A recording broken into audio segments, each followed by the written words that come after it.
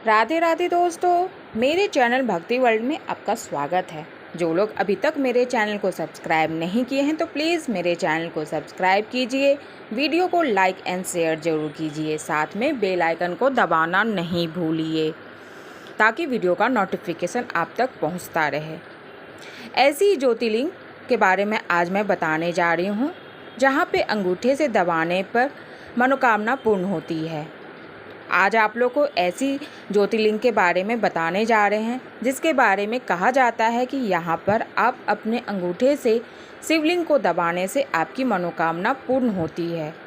यह ज्योतिर्लिंग बैद्यनाथ धाम ज्योतिर्लिंग के नाम से जाना जाता है। यह 12 ज्योतिर्लिंगों में से एक है। यह झारखंड में देवघर में स्थित है। इसे मनोकामना लिंग के नाम से भी जाना जाता है।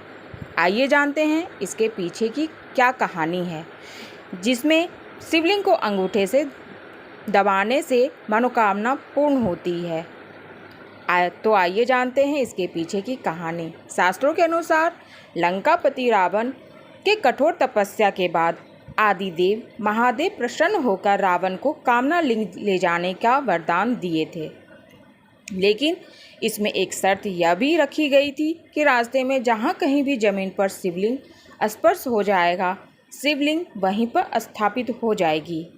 जब यह बात देवताओं को पता लगी कि रावण को दिए गए वरदान के कारण महादेव लंका चले जाएंगे, इससे देवताओं में चिंता सताने लगी कि अब तीनों लोगों का क्या होगा।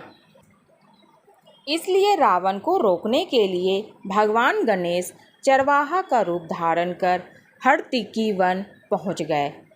इधर इसी रास्ते से होकर रावण कामना लिंग को लेकर लंका की ओर जा रहा था कि अचानक ही हरतिक्की वन के समीप उसे लघुशंका की तीव्र इच्छा हुई और वह परेशान हो गए। इसी क्रम में रावण की निगाह चरवाहे पर पड़ी और तब रावण ने उसे बुलाकर कुछ देर के लिए शिवलिंग को हाथों में रखने के लिए कहा। इधर रावण लघुशंका करने लगा। कुछ देर बीतने के बाद चरवाहा रूपी गणेश ने चिल्लाना शुरू कर दिया। कहने लगे कि शिवलिंग बहुत भारी है और वह इसका वजन का वहन ज़्यादा देर तक नहीं कर सकते हैं। देर होने पर आखिरकार चरवाहा रूपी भगवान गणेश ने शिवलिंग को सती के हृदय स्थल पर स्थापित कर दिया और वहां से अंतर ध्यान हो गए।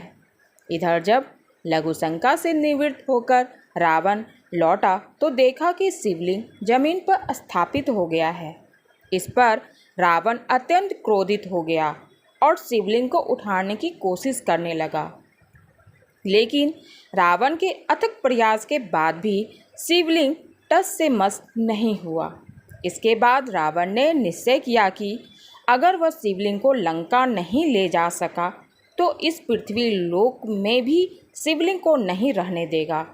इसके उपरांत उसने अंगूठे के बल पूर्वक शिवलिंग को दबाने लगा, जिससे शिवलिंग पर अंगूठे का निशान पड़ गया।